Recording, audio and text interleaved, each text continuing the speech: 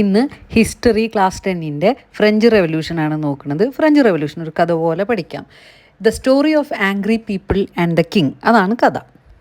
പണ്ട് 1700s ഒരു country ഉണ്ടായിരുന്നു, ഫ്രാൻസ്. ഈ ഫ്രാൻസിൽ ലൈഫ് എന്ന് പറഞ്ഞാൽ ഭയങ്കര അൺഫെയർ ആയിരുന്നു. അവിടെ ആളുകളെ തന്നെ തിരിച്ച് വെച്ചേക്കണ്, ഡിവൈഡ് ചെയ്തിട്ട് 3 ഗ്രൂപ്പാക്കി തിരിച്ച് വെച്ചേക്കണ്. എസ്റ്റേറ്റ് എന്നാണ് അതിനെ പറയാം. അതിൽ ഫസ്റ്റ് എസ്റ്റേറ്റിൽ ഉണ്ടാവുന്നത് ആരായിരുന്നു? ചർച്ചിലത്തെ പുരോഹിതന്മാർ, അവരെയാണ് ക്ലർജി എന്ന് വിളിക്കുന്നത്. സെക്കൻഡ് എസ്റ്റേറ്റിൽ ആരായിരുന്നു? നോബിൾസ് എന്ന് പറഞ്ഞു കഴിഞ്ഞാൽ വളരെ റിച്ച് ആയിട്ടുള്ള ആളുകൾ, പ്രിൻസസ്, രാജകുമാരന്മാർ, അവരൊക്കെയാണ് സെക്കൻഡ് എസ്റ്റേറ്റിൽ. ഇനി തേർഡ് എസ്റ്റേറ്റിൽ ആരാണുള്ളത്? ബാക്കിയുള്ളവരൊക്കെ അതൊക്കെ ആരാ? ഫാർമേഴ്സ്, ടീച്ചേഴ്സ്, കടക്കാർ, ഷോപ്പ് കീപ്പേഴ്സ്, ലോയേഴ്സ്, അവരൊക്കെയാണ് തേർഡ് എസ്റ്റേറ്റിൽ പെടുന്ന ആളുകൾ. അപ്പോൾ ഇതിൽ ആദ്യത്തെ 2 ഗ്രൂപ്പിൽ പെട്ട, അതായത് ഫസ്റ്റ് എസ്റ്റേറ്റും സെക്കൻഡ് എസ്റ്റേറ്റിലും പെട്ട ക്ലർജിയും നോബിളും, ക്ലർജി എന്ന് പറഞ്ഞാൽ പുരോഹിതന്മാർ, പ്രീസ്റ്റും, അവരും നോബിൾ അതായത് ധനികന്മാർ, അവർ വളരെ കുറച്ച് ആളുകളെ ഉണ്ടായിരുന്നുള്ളൂ. പക്ഷെ അവർക്കായിരുന്നു കൂടുതൽ പവറും വെൽത്തും, അതായത് കാശും ഒക്കെ അവരിലായിരുന്നു. അവർക്കാണെങ്കിൽ ടാക്സും കൊടുക്കേണ്ട, നല്ല അന്തസ്സായിട്ട് ജീവിച്ചിരുന്നു, സുഖമായിട്ട് ടാക്സ് ഒന്നും കൊടുക്കാണ്ട്. മൂന്നാമതുള്ള ആൾക്കാരായിരുന്നു തേർഡ് എസ്റ്റേറ്റിലുള്ളവരാണ് ഏറ്റവും അധികം ആളുകൾ. അവരാണ് സാധാരണക്കാർ, അതായത് 97% പോപ്പുലേഷനും, അതായത് അവിടെയുള്ള ആളുകളിൽ മെജോറിറ്റി ആരായിരുന്നു? തേർഡ് എസ്റ്റേറ്റിൽ പെട്ടവരായിരുന്നു. അവരൊക്കെയാണെങ്കിലോ എല്ലാ ടാക്സും അടക്കണം. അവരാണെങ്കിൽ വളരെ പൂവറായിരുന്നു, പാവപ്പെട്ട ആളുകളായിരുന്നു. അവർക്ക് അറിയില്ല എങ്ങനെയൊക്കെയാണ് ജീവിക്കേണ്ടത്. അത്രയും സ്ട്രഗിൾ ചെയ്തിട്ടാണ് അവരവിടെ ജീവിച്ചിരുന്നത്. അതാണ് ഫ്രാൻസിലെ വിശേഷങ്ങൾ. അപ്പോൾ ഇനി ഫ്രാൻസിലത്തെ രാജാവ് കിങ് ലൂയി 16 16, ഓക്കെ. അയാളുടെ രാജ്ഞി ഉണ്ടായിരുന്നു ക്യൂണ്. അവരുടെ പേരായിരുന്നു മേരി. അവർ ഭയങ്കര ലക്ഷൂറിയസ് ആയിട്ട് അടിച്ച് പൊളിച്ച് ഹ്യൂജ് പാലസിലൊക്കെ നല്ല കാശൊക്കെ ചിലവാക്കി ഇങ്ങനെ ജീവിക്കായിരുന്നു. പക്ഷേ ആ സമയത്താണെങ്കിലോ ഫ്രാൻസിലെ ആളുകളൊക്കെ വളരെ ദുരിതത്തിലും, ദേ ഫേസിങ് ബിഗ് പ്രോബ്ലംസ്. അവിടുത്തെ കാലാവസ്ഥയായിരുന്നെങ്കിലും അതും മോശമായിരുന്നു. കാരണം എന്താണ്? കാലാവസ്ഥ മോശമായപ്പോൾ അവിടുത്തെ ക്രോപ്സും സാധനങ്ങളും അതൊന്നും വളരാണ്ട് അവിടുത്തെ മെയിൻ ഫുഡായ ബ്രെഡ്, അതിൻ്റെ വില വളരെയധികം കൂടിപ്പോയി. വളരെയധികം ബുദ്ധിമുട്ടും കഷ്ടപ്പാടുകളായിരുന്നു. പിന്നെ ആളുകൾക്ക് ധാരാളം കടങ്ങൾ വന്നു തുടങ്ങി.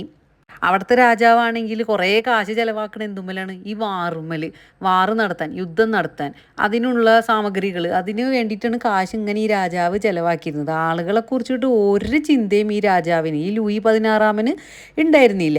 മാത്രമല്ല ഈ തേർഡ് എസ്റ്റേറ്റിലുള്ള ആൾക്കാർ ആരാണ്? സാധാരണക്കാർ. അവർക്കാണെങ്കിൽ ഒരു പൊളിറ്റിക്കൽ റൈറ്റ്സും ഇല്ല. പൊളിറ്റിക്കൽ റൈറ്റ്സ് പറഞ്ഞാൽ അവർക്കൊരു അധികാരമില്ല, ഒന്നും ചെയ്യാൻ പറ്റില്ല. അവർ വളരെയധികം സ്ട്രഗിൾ ചെയ്തിട്ടാണ് ജീവിച്ചിരുന്നത്. അങ്ങനെ ഈ ആളുകൾക്കൊക്കെ ഭയങ്കരമായിട്ട് ദേഷ്യം വന്നു തുടങ്ങി. അവർക്ക് വിശപ്പ് സഹിക്കാൻ വയ്യ, വിശപ്പടക്കാനുള്ള ഭക്ഷണമില്ല, കാശില്ല, ഒന്നുമില്ല. എല്ലാം അൺഫെയർ ആയിട്ടുള്ള സിസ്റ്റമായിരുന്നു അവിടെ നടന്നിരുന്നത്. അങ്ങനെ ഇരിക്കെ 1789 ഈ രാജാവ് ഒരു മീറ്റിംഗ് വെച്ചു.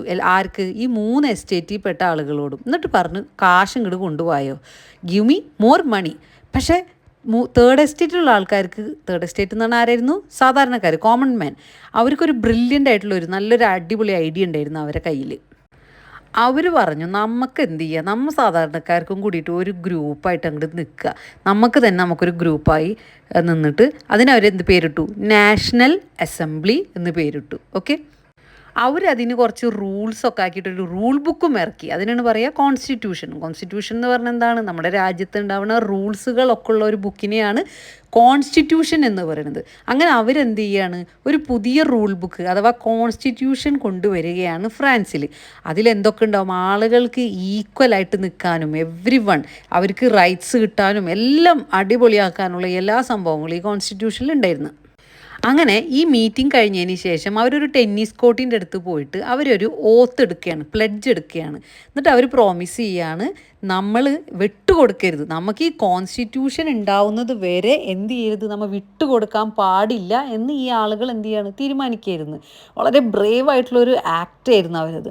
അങ്ങനെ ജൂലൈ 14, 1789 ഈ ആംഗ്രി പീപ്പിൾ, അതായത് ഈ ആളുകൾ, വളരെ ദേഷ്യത്തോട് നിൽക്കുന്ന ഈ ആളുകൾ, കാരണം ഇവർക്ക് ഒരു സ്വാതന്ത്ര്യമില്ല, ഭയങ്കര ബുദ്ധിമുട്ട്, കഷ്ടപ്പാട്, ഇവരെല്ലാവരും കൂടി എന്ത് ചെയ്തു?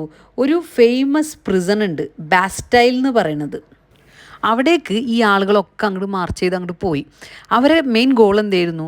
അവർ വിചാരിച്ചെന്ന് വെച്ചാൽ അവിടെ ഗൺ പൗഡറും വെപ്പൺസൊക്കെ സൂക്ഷിച്ച് വെച്ചിരുന്ന സ്ഥലം എന്നാണ് അവർ വിചാരിച്ചിരുന്നത്.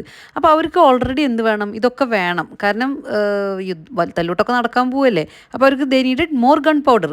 അങ്ങനെ അവരെന്ത് ചെയ്തു, അവിടെ ചെന്നിട്ട് പ്രിസൻ്റെ ഗവർണറോട് പറഞ്ഞു, മര്യാദക്ക് എന്ത് ചെയ്തു, ഈ വെപ്പൺസും ഗൺ പൗഡറും ഒക്കെ ഞങ്ങൾക്ക് മര്യാദക്ക് തന്നോളാൻ പറഞ്ഞു.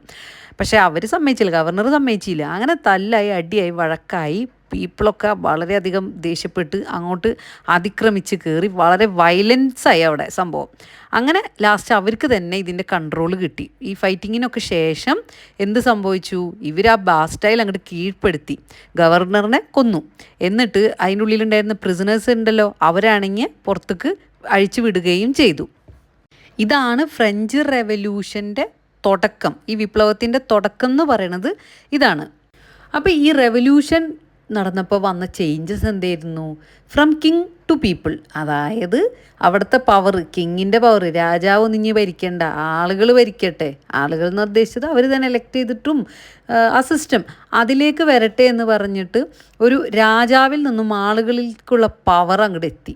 പിന്നെ അതേപോലെ തന്നെ സ്പെഷ്യൽ പ്രിവിലേജ് ഉണ്ടല്ലോ, ഈ ധനികന്മാരും പ്രീസ്റ്റും ക്ലർജിയും ഒക്കെ അവരനുഭവിച്ചിരുന്നൊരു സ്പെഷ്യൽ പ്രിവിലേജ് ഇല്ലേ, അതൊന്നുമില്ല. ഇനി എല്ലാവരും ഒരേപോലെ മതി എന്നുള്ളൊരു സംഭവം വന്നു. അതേപോലെ തന്നെ ഡിക്ലറേഷൻ ഓഫ് റൈറ്റ്സ് ഓഫ് മാൻ, അതായത് ഒരു ഡോക്യുമെൻ്റ്, പുതിയൊരു ഡോക്യുമെൻ്റ് ക്രിയേറ്റ് ചെയ്യാണ്. അതിൽ എന്താ പറയണത്, എല്ലാവരും ബോൺ ചെയ്യണത്, ജനിക്കുന്നത് ഈക്വൽ ആയിട്ടാണ്, അവർക്ക് ഈക്വൽ റൈറ്റ്സ് ഉണ്ട്, ഈക്വൽ ലിബർട്ടി ഉണ്ട്, ഫ്രീഡം ഓഫ് സ്പീച്ച് ഉണ്ട്, സംസാരിക്കാനുള്ള, അതായത് എന്തും പറയാനുള്ള ഫ്രീഡം ഉണ്ട്, റൈറ്റ്സ് ഉണ്ട്, എല്ലാം. അങ്ങനെ ഒരു പുതിയൊരു ഡിക്ലറേഷൻ വരികയാണ്, റൈറ്റ്സ് ഓഫ് മാൻ എന്ന് പറഞ്ഞിട്ട്. അതേപോലെ തന്നെ കിങ് ആൻഡ് ക്യൂണിനെ എന്ത് ചെയ്തു, എക്സിക്യൂട്ട് ചെയ്ത് കളഞ്ഞു എന്ന് പറഞ്ഞു കഴിഞ്ഞാൽ ഈ മൊണാർക്കി, ഈ രാജ്യഭരണമൊക്കെ അങ്ങോട്ട് അടിച്ചു പൊളിച്ച് അങ്ങോട്ട് കളഞ്ഞു. ഈ ലൂയി 16 അദ്ദേഹത്തിൻ്റെ ഭാര്യ ക്യൂൺ മേരിയും എന്തായി, അവർ എക്സിക്യൂട്ട് ചെയ്ത് കളഞ്ഞു. അങ്ങനെ കഥയുടെ അടുത്ത സീനിൽ ആരാ വരുന്നത്, നെപ്പോളിയൻ. ഇത്രയും വയലൻസും സംഭവങ്ങളും പ്രശ്നങ്ങളത്തിനൊക്കെ ശേഷം ഒരു ബ്രില്യൻ്റ് ആയിട്ടുള്ളൊരു ആൾ വരികയാണ്. അയാളുടെ പേരാണ് നെപ്പോളിയൻ ബോണപ്പാർട്ട്. അയാൾ പവറിലേക്ക് വരികയാണ്. അയാളാണ് ഫ്രാൻസിൻ്റെ എംപററായിട്ട് വന്നത്. അങ്ങനെ അദ്ദേഹം എന്ത് ചെയ്തു, ഇവർക്ക് കിട്ടിയ ഈ അധികാരങ്ങളൊക്കെ ഉണ്ടല്ലോ, ഫ്രീഡവും ലിബർട്ടി ഇക്വാലിറ്റിയും, അത് അദ്ദേഹം യൂറോപ്പിൻ്റെ ബാക്കിയുള്ള പാർട്സിലേക്ക് സ്പ്രെഡ് ചെയ്യാൻ തുടങ്ങി. അപ്പോൾ ഇൻ ഷോർട്ടായിട്ട് പറഞ്ഞാൽ ഫ്രഞ്ച് റെവല്യൂഷൻ എന്ന് പറഞ്ഞാൽ എന്താണ്? A huge group of angry poor people who were tired of being treated unfairly by a rich king and nobles. They rose up, overthrew the king and fought for freedom, equality and their own rights. It was a massive change that shook not only France but all of Europe. അതായത് French revolution എന്ന് പറഞ്ഞു കഴിഞ്ഞാൽ ഒരു കൂട്ടത്തോടുള്ള ദേശത്തിലുള്ള ആളുകൾ, വിശപ്പടക്കാൻ പറ്റാത്ത പാവപ്പെട്ട ആളുകൾ, അവരുടെ ഒരു കൂട്ടായ്മ, അവരെ വളരെ അൺഫെയർ ആയിട്ടാണ് ട്രീറ്റ് ചെയ്തിരുന്നത്. അവിടെ അവർക്ക് ഒരു സ്ഥാനം ഉണ്ടായില്ല. റിച്ചിനും നോബിൾസിനും പ്രീസ്റ്റിനെ സ്ഥാനം ഉണ്ടായിരുന്നുള്ളൂ, കിങ്ങിനെ ഒക്കെ സ്ഥാനം ഉണ്ടായിരുന്നുള്ളൂ. അവരെല്ലാവരും കൂടി ഒരുമിച്ച് കൂടി നിന്നിട്ട് രാജാവിനെ അങ്ങോട്ട് വലിച്ച് പുറത്തേക്ക് ഇട്ടിട്ട് ഫ്രീഡം നേടുകയാണ് ചെയ്തത്. എന്തിനുള്ളൊക്കെ ഫ്രീഡം? ഈക്വാലിറ്റിയുടെയും അവരുടെ റൈറ്റിൻ്റെയും എല്ലാത്തിൻ്റെയും ഫ്രീഡം നേടുകയാണ് ചെയ്തത്. ഇതാണെങ്കിലോ ഈ ഫ്രഞ്ച് റെവല്യൂഷൻ എന്ന് പറഞ്ഞാൽ ഒരു മാസീവായിട്ടുള്ളൊരു ചേഞ്ച് വരുത്തി കാര്യങ്ങൾക്ക്. മാത്രമല്ല അത് ഫ്രാൻസിൽ മാത്രം നിന്നില്ല, എല്ലാ യൂറോപ്പിലേക്കും അത് സ്പ്രെഡ് ആവുകയും ചെയ്തു. ഇതാണ് ഫ്രഞ്ച് റെവല്യൂഷൻ.